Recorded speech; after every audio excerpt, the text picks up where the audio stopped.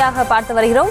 ரஷ்யாவுடனான போர் நடைபெற்று வரும் நிலையில் உக்ரைனுக்கு சென்றிருக்கிறார் பிரதமர் நரேந்திர மோடி. போலந்து பயணத்தை முடித்துக் கொண்டு உக்ரைன் தலைநகர் கீவ் சென்றடைந்திருக்கிறார் பிரதமர் நரேந்திர மோடி. இது தொடர்பான மேலும் விவரங்களோடு இணைகிறார் செய்தியாளர் மதியழகன்.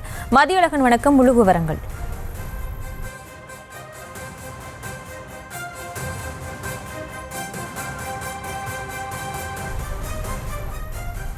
ரஷ்யாவுடனான போர் நடைபெற்று வரக்கூடிய நிலையில் உக்ரைனுக்கு சென்றிருக்கிறார் பிரதமர் நரேந்திர மோடி. அண்மை செய்தியாக பார்த்து வருகிறோம்.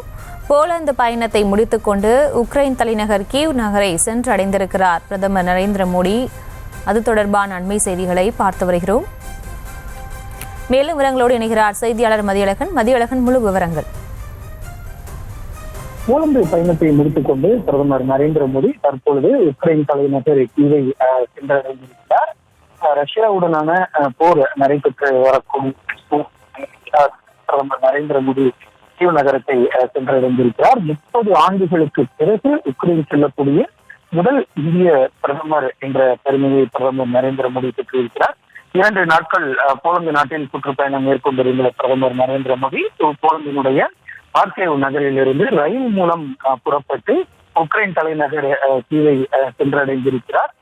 இந்த நிலையில் தற்பொழுது உக்ரைன் சென்றடைந்திருக்கக்கூடிய பிரதமர் நரேந்திர மோடி அந்நாட்டு அதிபர் ஜெலன்ஸ்கியை சந்தித்து பேச்சுவார்த்தை நடத்துவார் என்று எதிர்பார்க்கப்படுகிறது.